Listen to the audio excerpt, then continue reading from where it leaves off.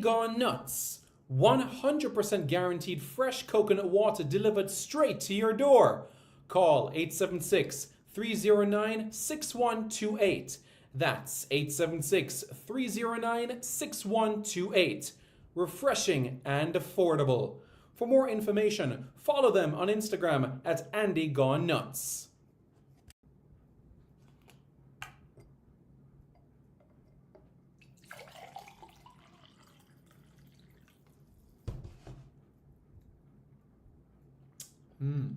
Truly refreshing. And Crumble by Mrs. C. Old English fudge and other delectable sweet treats. Call or WhatsApp 876 586 0471. That's 876 586 0471.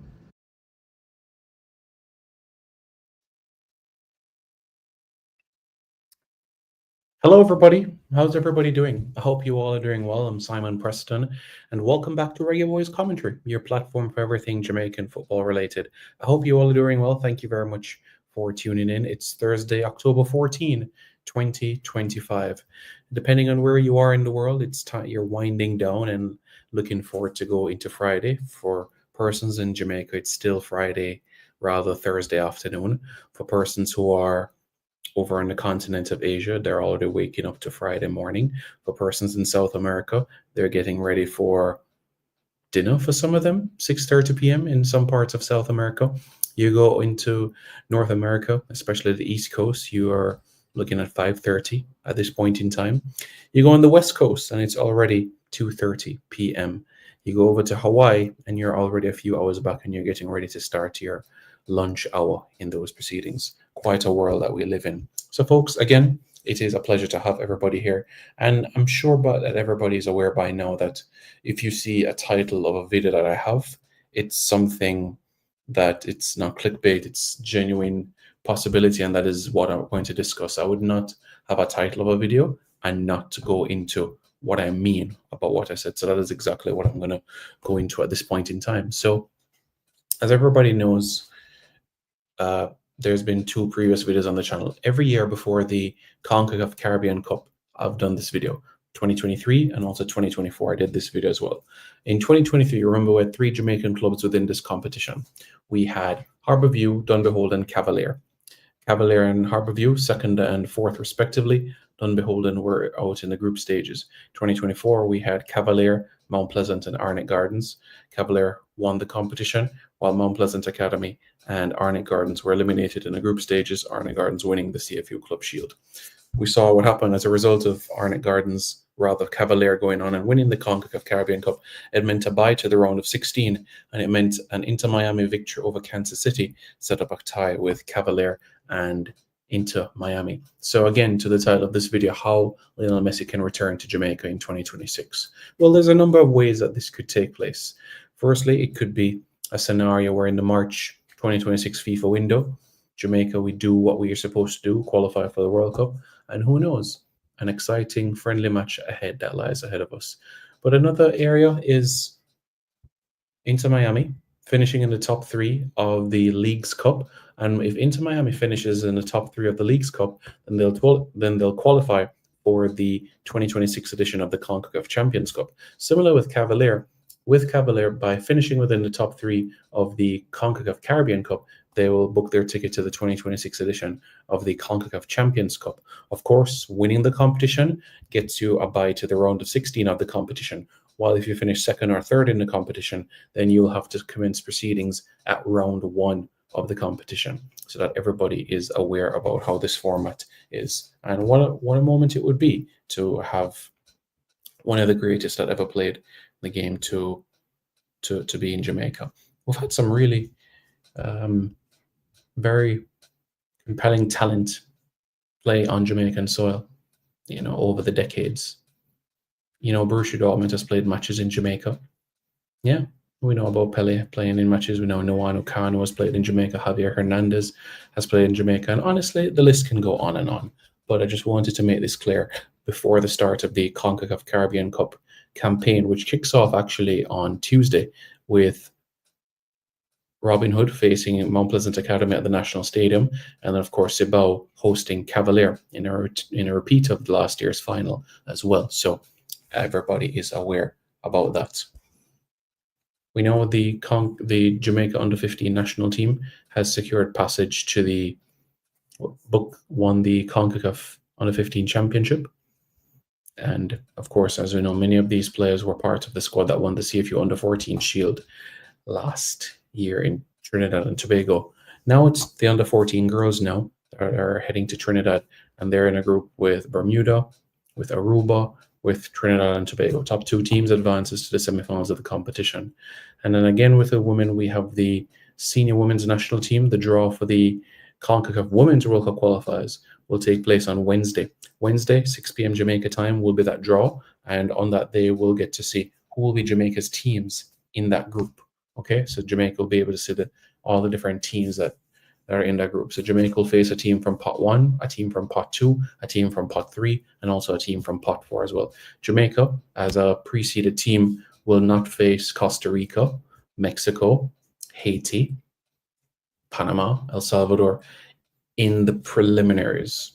Who knows? Could face each other in the final round in November 2026, but not in this preliminary round of qualifiers, where we have 2 matches at home and 2 matches away. So next week, Wednesday, 6 p.m. Jamaica time, all of that information, we'll be able to have that and have a fixture list and a schedule for the Reggae Girls. So eagerly look forward to that and anticipate that looking forward. So that is where things are at the moment in relation to the 2 groups, so that everybody is aware for the 2025 Concacaf Caribbean Cup, because we have 2 Jamaican teams that are involved within this competition. As we know, 2023, we had 3 Jamaican clubs. 2024, we had 3 Jamaican clubs. And this year, being 2025, we have 2 Jamaican clubs involved. We have a team from Barbados in Weymouth, Wales, who was a runners-up of the CFU Shield. 3 teams from the Dominican Republic, specifically Cibao, O&M, and Mocha. Jamaica, we know Cavalier and Mount Pleasant Academy. Suriname, from Robin Hood from Suriname. 2 teams from Trinidad and Tobago are Defense Force and Central FC. And finally, from Haiti, Juventus de Kai. Now, Kai is a Haitian Creole word. So, for example, in French, the word for house, a house that you live in, is maison. Maison. Maison is the house. Maison is the word for house. But in Haitian Creole, the word is kai. Kai is the word. Let me see if I can give another example of the difference between French and Haitian Creole, because many people think that they're similar languages, but they're slight differences. And there are certain things you can say, oh, well, that makes sense. So, air condition, right? In French, it's la clim, but in Haitian Creole, it is air conditionné. All right, another one is tire. You know tires that you have on your vehicle? In French, it's pneu, pneu.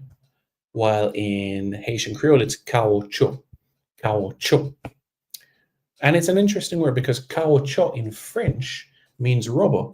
And if you think about it, rubber tires. So there's certain things that do overlap between French and Haitian Creole. Similarly, you could say with English and Patois, you do have those similarities as well. So from that standpoint, I can understand. And as a fluent French speaker, I understand that logic. So when I hear persons speaking Haitian Creole, I get the gist of what you're saying. I do get the gist of what you're saying and what you're communicating. Of course, you will have slangs in all different languages. Even in French, you have French slang as well. So for example, if you want to say, I forgot in French, j'ai oublié. But most persons in French say, j'ai zappé. You know, that would be like saying, I forgot. In Patois is like, I never remember. Something like that. So you get the gist of where I'm saying it all is. So 10 clubs, 10 Caribbean clubs in the competition, split into 2 groups, right? And what will happen is that you'll have the top 2 teams from each group advancing to the semifinals of the competition. And from there, the winner, the runner-up, and the 3rd place team will advance to the 2026 edition of the CONCACAF Champions Cup. Right now, the 2025 Central American Cup that is taking place right now all across Central America. It started on the 29th of July and it has already gotten going. Plaza Amador of Panama, they've already gotten the ball rolling within their group. So has Motagua and Saprissa in their group. Olympia has also gotten off to a good start, as well as Helaju out of Guatemala. So those are the teams so far that have picked up maximum points so far within their respective group in the tournament. So the 20-team tournament in the Concacaf Central American Cup, it's up and running. So yeah, that's what I'll say where that is concerned. But the Concacaf Caribbean Cup, remember, it was renamed the Concacaf Caribbean Cup in 2023. Before that, in 2022, it was called the Caribbean Club Championship. But now it's called Concacaf Caribbean Cup. So it's under the umbrella of CONCACAF, not the Caribbean Football Union, but it's now under the umbrella of CONCACAF. Prior, you had 6 teams taking part in this competition. Now you have 10, which is good, which is an improvement, almost a doubling, you could say. So it's very good that we've seen this in this competition. We look forward to seeing further opportunities being given across the region. Remember when the Gold Cup had 12 teams? 3 groups, 4 teams in each group, the top 2 teams from each group, and the 2 best third-place teams advance into the quarterfinals. Remember when the Gold Cup had that format? Now we have Gold Cups of 16 teams, 4 groups, top 2 from each group, advance into the quarterfinals. Who knows? Could we have a 24-team Gold Cup in the future? Who knows? Who knows? You know, in this world of expansion, people are benefiting more from economies of scale, and you can see that things not evolve, but you can just tangibly see how the game is getting more widespread, where further opportunities are being created across different cross sections of the globe. So teams are getting opportunities. Many persons even questioned having Auckland City in the FIFA Club World Cup, but based on their footballing confederation in Oceania, they earned their right to be at that competition. So that's how I feel. And I know many persons have said, is there really a need for expansion? I'm pro expansion, absolutely. You think about it even in cricket. If we didn't have expansions of a Cricket World Cup from the 8 teams, would we have seen a Sri Lanka? Would we have seen a Bangladesh? Would we have seen the Kenya going on to a World Cup semi-final? Would we have seen Ireland going to the Super 8, so the World Cup in 2007? Without the expansions, you might say we wouldn't have seen some of these things. You think about the World Cup expanding as well in football, Senegal getting to a World Cup quarterfinals, Turkey finishing 3rd in a World Cup, Morocco finishing 4th in a World Cup, Cameroon getting to the quarterfinals of a World Cup. You know, so a lot of these things have come through expansion. Yes, these teams had to get results to get where they were, but it all started from expansion of the tournament itself. So you have persons that when given an opportunity, they grab it with both hands, and the rest is history. Marcus Rashford's first 2 games at Manchester United had 4 goals. And look at him now at Barcelona. I'm happy for him, to be honest with you. I am happy for him. And I remember 2019 when these talks actually started. I remember 2019 when this was a talk that Marcus could be a Barcelona player. And here we are 6 years later, and he's a Barcelona player. He's going to absolutely star up that league with goals, honestly. But you'll see. Everybody will see in due course his ability and all of that aspect of things. Let's see what you guys are saying in the comments. I know. Thank you for your patience before me getting to the comment section. So I appreciate that. Jamaican Englishman says, upside. Uptown 1G says, up. I'm so special, says Simon. Preston National Treasure. Thank you. I appreciate that. Thank you very much. That is greatly appreciated. Chorus says up. Is this Chorus Cornif? Saying up. Chorus is 340 where he is. That means Chorus is somewhere like like Arizona or somewhere like that. You're all behind Jamaica. And if you're all behind Jamaica, you're either in Central America or a southern state. You're close to the Mexican border or something like that. Johnny Paul says, up, Simon, up. Clive Gordon says, respect to you, Sir Simon. Respect. Dida Costa, you're correct in that statement regarding not only him. There are others as well. But whichever way you look at it, A Jamaican club or Jamaican clubs finishing within the top three of the Concacaf Caribbean Cup means that you're going to have some of the elite clubs across CONCACAF coming to the shores of Jamaica. Just like the year before when Cavalier welcomed Cincinnati to Jamaica. So my hope is that we can be able to have our two Jamaican representatives in Mount Pleasant and Cavalier represent Jamaica well. And of course, this turns out to be the team, both of these teams finishing within the top three of this competition and thus getting the opportunity to play in the 2026 CONCACAF Champions Cup, which will then give them an opportunity to welcome the creme de la creme of the CONCACAF region, whether it is a Canadian club, a Mexican club, an American club. So that is how I look at it. Clive Gordon says, respect to you, Simon. Thank you. Thank you. Well, up to on 1G, one thing I can say is that even when Cavalier Football Club have sold players or had players moved to other clubs, we've seen them continue to strive for excellence, and results have come their way. You know, you even think about the last couple of seasons, the evidence is right in front of our eyes. 2021 champions, 2022 playoffs, 2023 finalist, 2024 winners, 2025 winners. And now Cavalier will be looking to do only what Santos has done and win the league 3 years in a row. So that is what I would say regarding that. You know?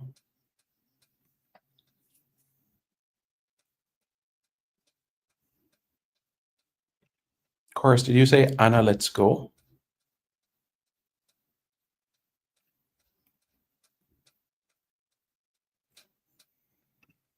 It's not true that very few countries play cricket. If you look at the International Olympic Committee, you do have over 100 countries that actually play the sport of cricket.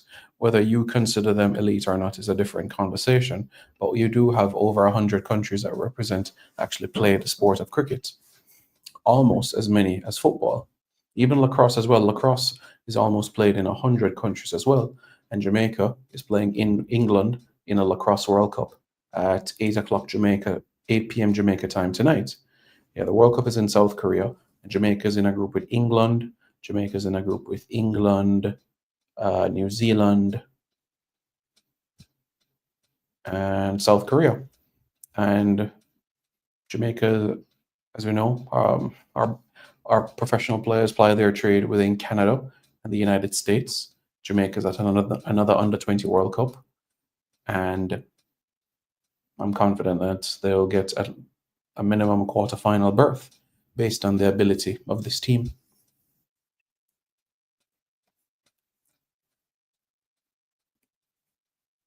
Ty, how are you doing? All is well? How are you doing? Unseen, I'm not sure if you watched the first 19 minutes of this video, but I guess I can summarize for you since you're just tuning into this video. So the 2026 CONCACAF Champions Cup is the opportunity. What Inter Miami would have to do is finish in the top three of the Leagues Cup. Right now, they're in the quarterfinals of the Leagues Cup, and what they have to do is finish within the top three of that. And essentially, what would need to happen is that you need to have a Jamaican club going on and winning the 2025 CONCACAF Caribbean Cup, essentially. Of course, we want to have both of our Jamaican representatives being able to finish within the top three as well, so that they can get the opportunities of playing. What do you mean by the highest level? Because you may not compete at a World Cup doesn't mean that you're not playing at the highest level. So that's not an accurate depiction of it, because you have almost as many international teams that play cricket, almost as many as football. Almost as many.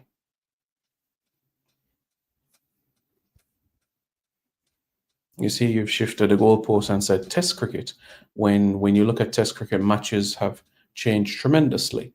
When we used to have 5-match Test matches in 2003, right now Test matches tours, unless it's England, Australia, New Zealand, India, Pakistan, these Test matches tours are 2 tests or at the most 3 test series when you factor in the international calendar. because when you look at the international calendar right now, more white ball cricket is being held so that teams can be able to accumulate points, which will serve towards rankings for the 2027 Cricket World Cup. So that is why it was important for the West Indies to go and beat Pakistan recently, so that the West Indies can be able to build up a bit of a gap ahead of Bangladesh in terms of where the West Indies are in the ODI rankings. Because presently, the West Indies are ninth in the rankings and would need to remain there in order to automatically qualify for the 2027 World Cup. Ty says thumbs up, and Unseen says big up. Oh, I understand what you're saying. Ale. It's Ale. It's Ale. But I get you. Okay. Yeah, man, no problem, Unseen. No problem. So it's important, especially that a Jamaican club wins again, because it means that a Jamaican club will get a bye to the round of 16 of the Concacaf Caribbean Cup. If a Jamaican club finishes second or third in the Concacaf Caribbean Cup, while they will qualify for the Concacaf Champions Cup next year, they'll have to start competition in round one. So that is where things are in relation to next year's competition. But if you win the competition, you get a bye, which of course leads you to the round of 16 of the competition. How can you just say that Test cricket is the highest? I don't understand what you're saying. Because somebody is a test playing nation, it doesn't mean that you are the best in the world. No, Nitro, you did not say that. You did not say test cricket. If you look back at your comment, you said very few countries play cricket compared to football. You did not say test cricket. You said sport of cricket. So you're not specific with what you're saying. And football does not have that breakdown like cricket, where you have white ball, red ball. Yes, football has beach soccer, and there's futsal, but that are sports where you have slightly different laws in terms of different regulations. For example, in futsal, you'd pass the ball in, not necessarily have a throw in.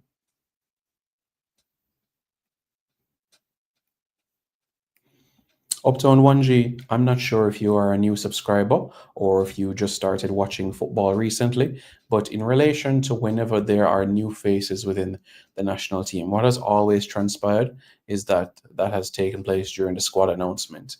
Before squad announcement, players have not been announced publicly.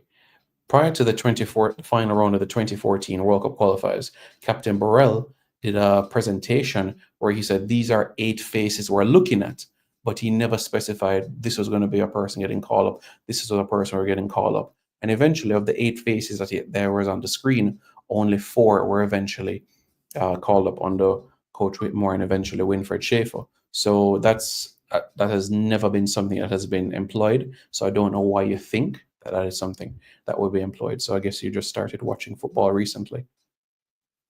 The last time that the West Indies were at the ODI World Cup Nitro was 2019. 2019 was the first one.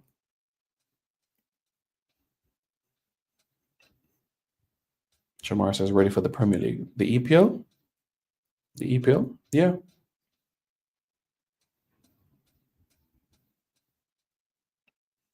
Well, Clive Gordon, we're 6 games away. 6 games away from World Cup qualification. So that's where we are at this point in time, honestly. And everybody's focused. Everybody knows what they're supposed to do. And everybody realizes the importance, the magnitude, and what it means for the people of Jamaica. So that's where it is, that focus, that excitement. It's good to see that yesterday we had some of our national players finding either the back of the net or assisting, getting minutes under their belt, which is so important. And of course, we certainly hope for a few of our national players that they're able to sign clubs soon as well, so that they can be able to get minutes. Bob Reed recovering from a calf strain. I think that's about 10 days recovery thereabouts. And Joel Latibode recovering as well. So as I said, you do have players that are on the mend, but you have to say that the quality is there for us.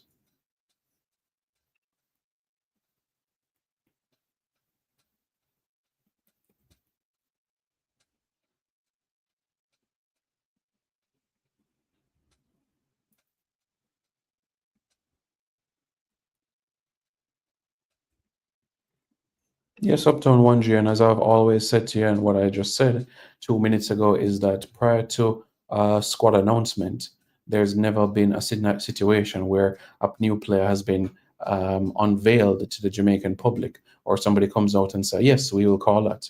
Just like everything else in life, you there's a saying in life that says, "Keep it private until it's permanent." I've never posted a woman on my social media. I've never ever on my social media posted a woman. But the day I am engaged to a special young lady, absolutely, I will post her then. I will post her then. The point I'm making is this: that is not something that has ever transpired. So August 29, when the squad is announced, persons will see the squad. Above Earth? What do you mean above Earth? Well, Nitro, that is not true. West Indies is not going to be playing Tier 2. West Indies is not going to lose test status, and West Indies is going to remain where they are as a cricketing nation. So, again, I'm not sure where you're getting your sources from, but that is not true. And you're speaking to somebody that is an award winning journalist, somebody that has received a national award, and somebody that has also worked closely with the ICC. So, what I'm saying is facts, and what you're saying is not true. And guess what again, Nitro? People's habits have changed over time. I'm guessing you're somebody that is perhaps in his 30s or 40s. Habits of people that have changed. People are into instant gratification, and they want things now, now, now, now. So when you look at T20 cricket, in 3 hours, it's done. You go to the cricket, and by 9 o'clock, 10 o'clock, a match is done. People don't have time to spend a whole day at somewhere. Even if you look at 4-day cricket across the region, the attendances are not very high. So persons want things now, now, now, now. So think about the shortened version of sports and the supports that it gets. T20 cricket, T10 cricket, fast five netball, 100-meter races, 200-meter races. You think about abbreviated formats of sports, and you see the interest and like the wow that it gets from all of those aspects of things.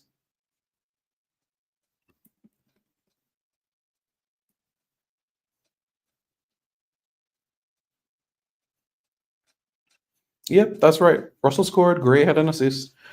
Palmer had an assist as well, which is very good. JPL, I'm not sure the broadcasting rights. I don't have any information on that. I know next week Thursday they're supposed to launch the new season of the Jamaica Premier League. I think August 24 is when the league starts, but some point next week is going to be the official launch of the league, where information will be divulged. But I don't have any information in relation to the broadcast holder of the next season of the JPL.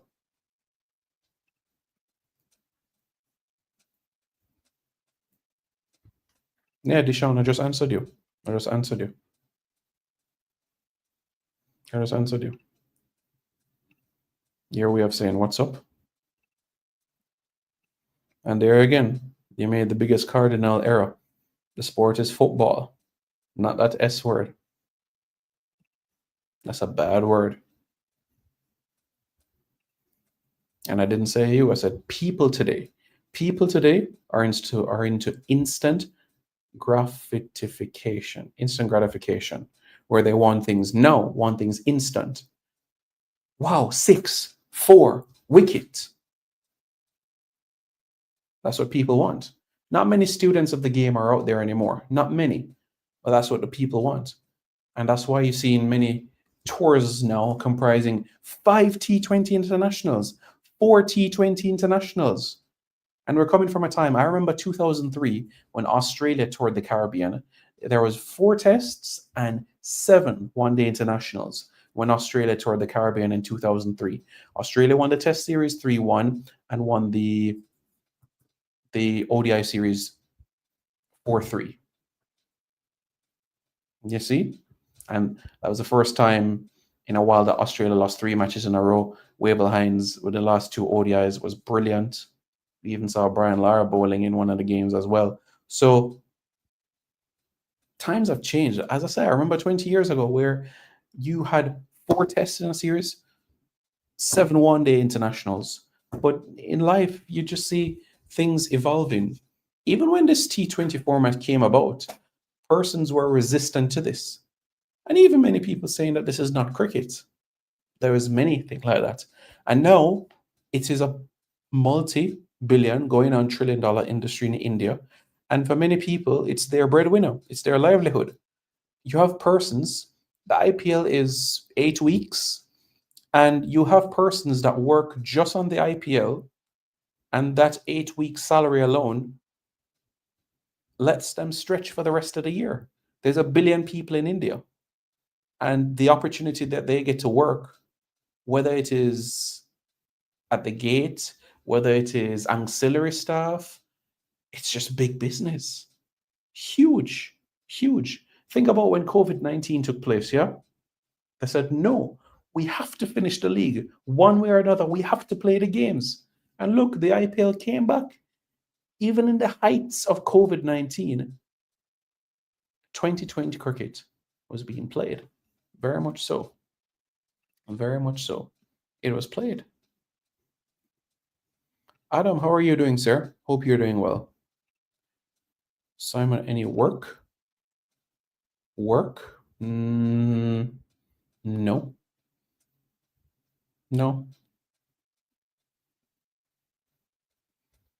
Don't think. Remember, we had Grand Gala recently, We had Grand Gala recently. And coming up on Tuesday, you're going to have Mount Pleasant facing Robin Hood in the Concacaf Caribbean Cup.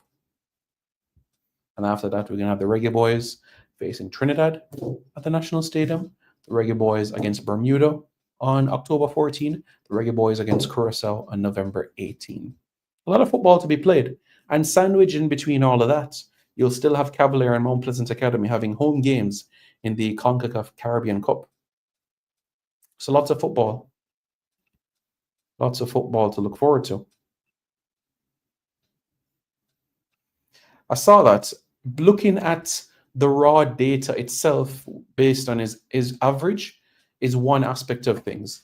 The one average that I look at and say, yes, is George Headley. George Headley averaged over 16 test matches, and George Headley is a world-class batsman. But here's the thing. With Lara and Chris Gayle, Shea Hope made runs against Netherlands, Bangladesh, Papua New Guinea, Nepal, Hong Kong. Brian Lara, in terms of associate nations, only played Ireland, Canada, and that was it. Chris Gayle has played against Canada, Ireland, Papua New Guinea, Netherlands. So I understand what he's saying, but in the same breath, Lara played the vast majority of those games where he was able to average highly in ODI cricket against full member nations, whereas Shea Hope has had a wider cross section of matches and not all of them against full member playing nations. And he has had big scores against non-test playing nations: Scotland, Papua New Guinea, Netherlands, etc., etc., etc.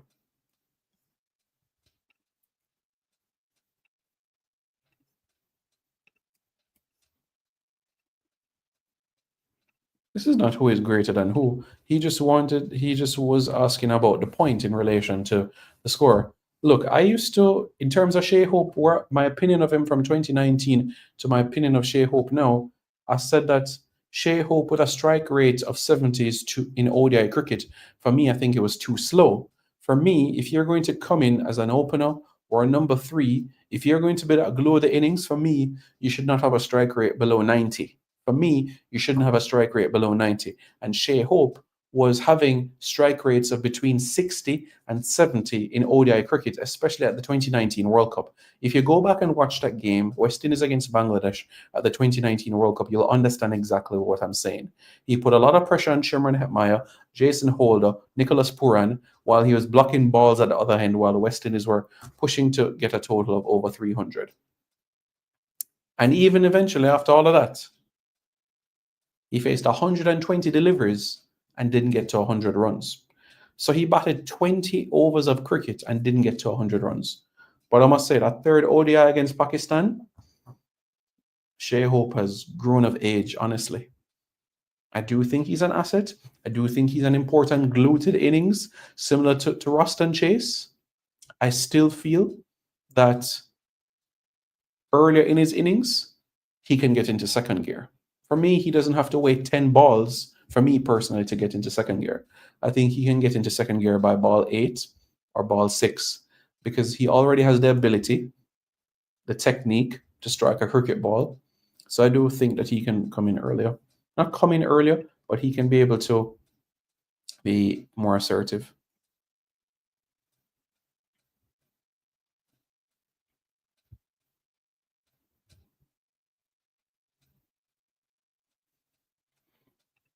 What do you mean, Tycoon? What are you talking about? I don't understand what you're saying here.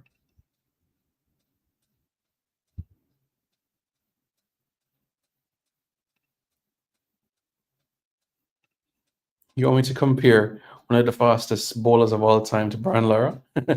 Brett Lee is one of my Brett Lee is my favorite fast bowler who is not a West Indian. Brett Lee was rapid. Watch that game in the 2003 World Cup, Kenya versus Australia. A hat trick from Brett Lee. The man's three balls. You had 96 miles an hour, 97 miles per hour, 99 miles an hour.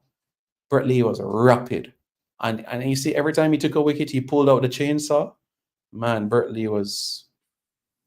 And I must say, though, I think the 2003 Australia team, I think that was Australia's best World Cup winning team in my eyes, the 2003 World Cup. I have to go back to the Super Sixes stage of the competition. Australia, 81 for 7, batting first against New Zealand. 81 for 7. Yeah? You have Andy Bickle, and you still have Brett Lee and Glenn McGrath to come. Glenn McGrath has not scored any runs in the World Cup. Brett Lee and Glenn McGrath to come. And Australia end up on 210 for 9. Brett Lee and Glenn McGrath at the end. Hard as nails, the Aussies. Tenacious, even under pressure. Trust me, you don't celebrate victory against the Australians until you cross the line. Even when you push them or squeeze them 5-6 wickets, they're not down and out. I go back to the 2019 World Cup, West Indies against Australia. At one stage, remember, we had them 129 for 6. But here comes Courtney Nile coming in, hit the ball around the place. Australia gets to 288. So trust me, Australia bats 1 to 11. You think about Glenn Maxwell at the last World Cup against Afghanistan. Whew, a double century. I say to this day that he should not have walked off that pitch. His teammates should have carried him off that pitch. And you have Pat Cummings at the other end, 12 runs from 62 balls.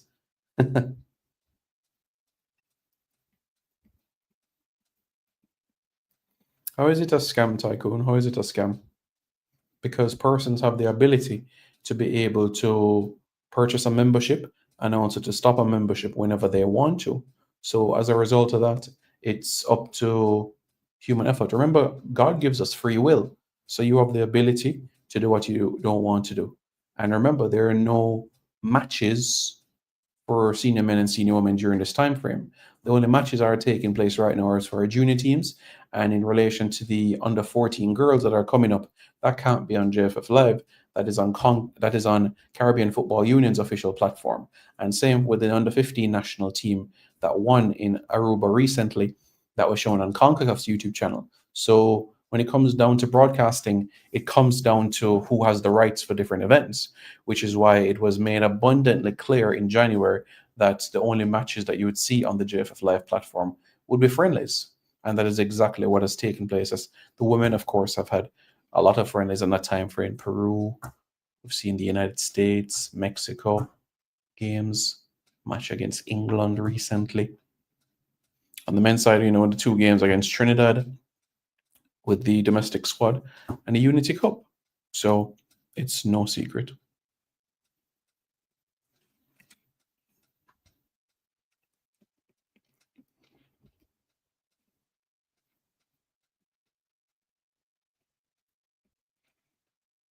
In terms of JPL games, Tycoon, that is something that the PFJL, Professional Football Jamaica Limited, would have to request. It's not something that that JFF can say, we are going to do this.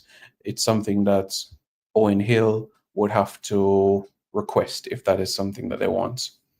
So it's not something that it's down to the Professional Football Jamaica Limited, PFJL, to be able to request this. So we'll see.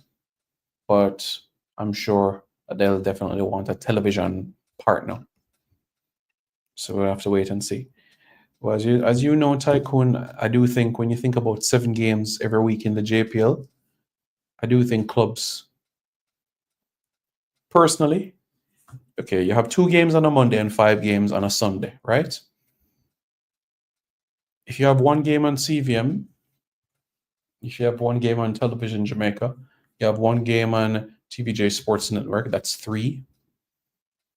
Yes, 3 games right there. You have the evening game on the Sunday, that's 4 games. You have a doublehead on a Monday, so that's 6 games. Realistically, could you have 6 games? And then you say you're gonna have the other Sunday game on JPL's YouTube channel. Could that be realistic? Perhaps that is something to consider. That's how I personally feel about it. That's how I feel about it. But then again, I do think clubs as well can also look into the next stage of their investment. Of course, their priority will be the players on the field of play and also the backroom staff. But the next step would be in terms of ensuring that you have the necessary equipment. So, for example, suppose you have Treasure Beach YouTube channel, Treasure Beach FC YouTube channel, and you come to an agreement with the JPL that our midweek games, our Tuesday or Wednesday games will be on our platform. And the Sunday games, the Sunday or Monday games, that's on television. So we'll just have to wait and see. We'll have to wait and see. I know Alan Borda. But again, Nitro, if you think about, many people talk about like what Spain did, winning Euro 2008, World Cup 2010, Euro 2012. Many people go on saying Spain is the greatest sports team in history. But for somebody to disregard West Indies 1980 to 1995, to go 15 years without losing a test series, for me, that has to be up there with one of the greatest teams of all time. Not even New Zealand's rugby team has achieved that run. Hasn't. So the West Indies team, 1980 to 95, not losing a test series, for me, I think that is incredibly special. I don't think Australia hasn't even done 10 years. Australia hasn't gone 10 years without losing a test series. So, well, as I said, at the end of the day, Tycoon, the decisions made regarding the Jamaica Premier League comes through the PFJL. All decisions regarding the Jamaica Premier League, it comes through the Professional Football Jamaica Limited. Amendments to the league, sponsors, all of those aspects of things. So I know our friend Owen Hill has a lot on his plate, a whole lot on his plate. Has the league grown in the last 9 years? Absolutely. Absolutely. You know right now that you can pick up your phone because Tycoon, whenever you're watching an English Premier League game, right? You know that 1 hour before the game, you can pick up your phone and you can find out who's in the starting 11 of Man U, Liverpool, Arsenal, Everton, Tottenham, Leicester. And in the Jamaica Premier League, you can do that similar, where 1 hour before the game, you pick up your phone, you go into the JPL Instagram channel, and you see the starting level. And you can say, whoa, Christopher Ainsworth starting for Cavalier, coming my side forward. And saying, okay, all right. So we see here Giovanni Ling in defense for Cavalier. All right. That's brilliant. For me, that's brilliant, honestly. So that's all I would say.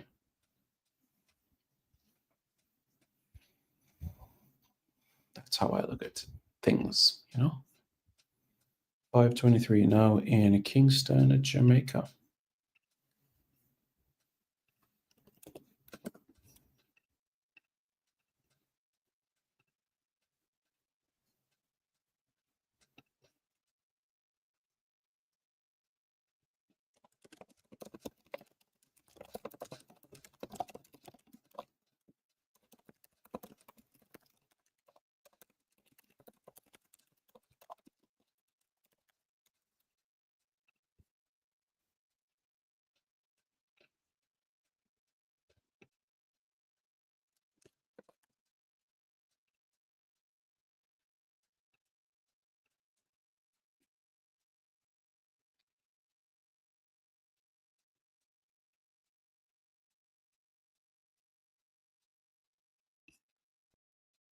Mhm.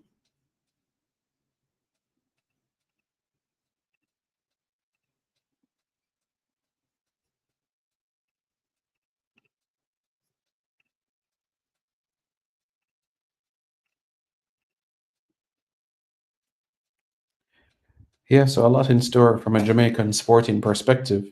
Yes, you look at mid-September in terms of the World Championships, but 8 o'clock this evening you have Jamaica against England in the Under-20 Men's Lacrosse World Cup. Jamaica's second participation in the tournament. Jamaica finished ninth on debut in Ireland in 2022, and Jamaica with the professionals that we have playing in the United States and Canada. Jamaica are poised for a quarterfinals, semifinals run. Because right now, in terms of the top five in the world right now, it is the United States, Canada, Haudenosaunee, Australia, England. Those are the top five ranked teams in the world. Japan. Jamaica is number 8 in the world. Senior men, we're talking. So essentially, they are Jamaica's highest ranked men's sports team. Jamaica's highest ranked sports team, period, would be the Sunshine Girls in netball at number 3 in the world. And followed by that would be followed by the Jamaica's men's lacrosse team, number 8 in the world. Other than that, in terms of senior women's lacrosse, Jamaica are number 28 in the world in senior women's lacrosse. So, yeah, Jamaica's come a far way.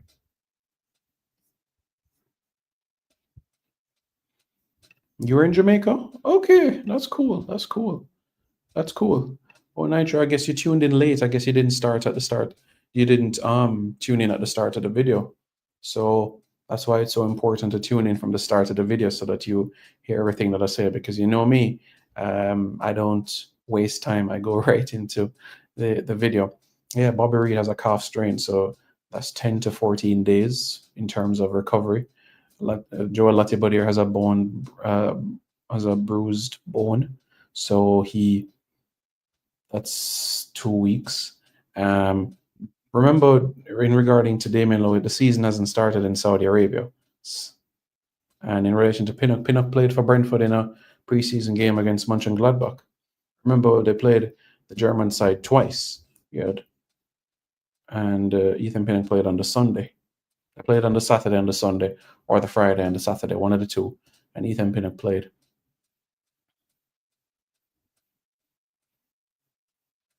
I'm happy about it as well. It's such a refreshing when you are in an environment that you are comfortable with, that you love. Demarai Gray being reunited with his son, with his mom, with his cousins, with his auntie, with his uncle, being in an environment where he grew up in, a breath of fresh air, I'm sure, for him, especially to be at the club where it all started. And to get an assist yesterday, seeing the assist, and also, did you see him running back as well to make that tackle? That was something. That was really, really something. Did you see him run back, Nitro? Did you see him run back and do it, and the pace that he had? You have to say to yourself, wow, wow, where was that Demarai Gray? But yeah, happy for him, happy for him. And long may that continue, as a lot of these players would have 3 or 4 more games before the next international window, depending on which division they're in, plus another League Cup game. So 3, 4 more games for other individuals. The good news is that all players have engaged in pre-season, so that means that they're fit.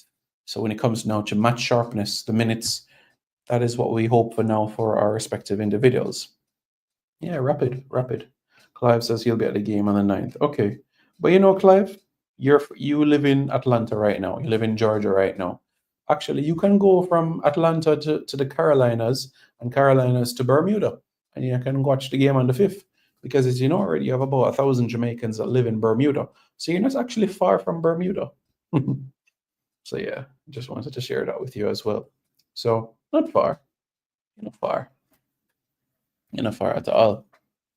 Isn't it? So that is what I'll say.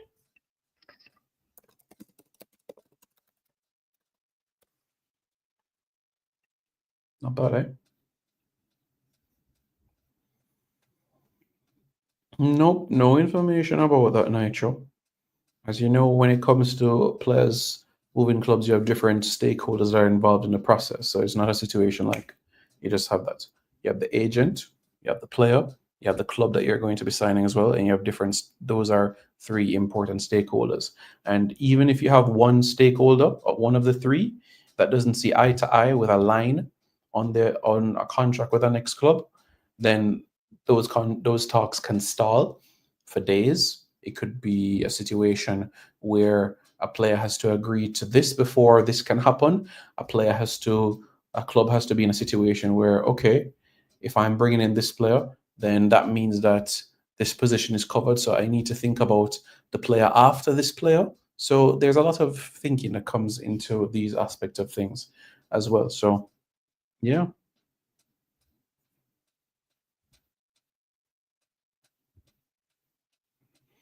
Tycoon watches a lot of Championship and League One. That's good. That's good. That was good.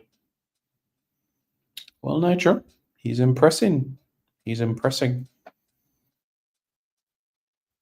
So picking that 23 or 26 come September certainly will be compelling.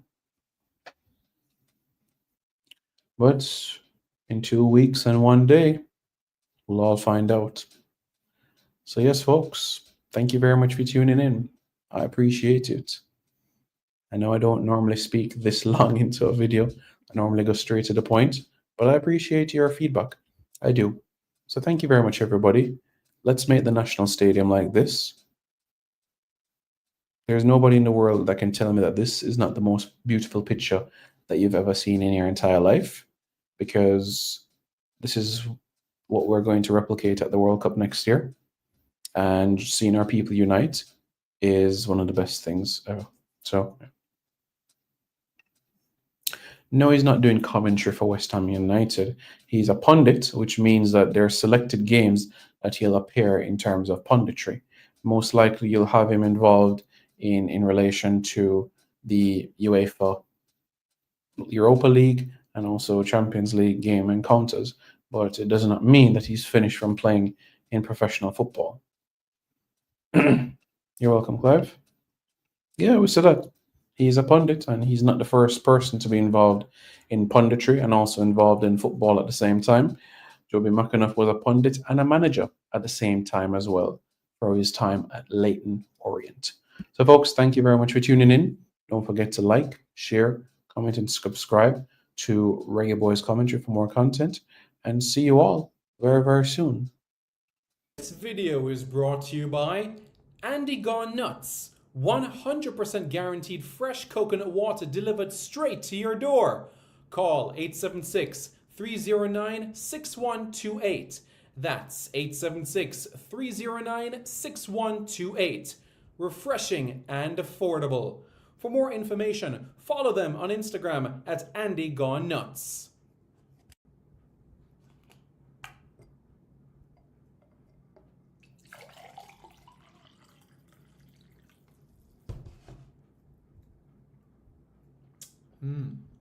Truly refreshing.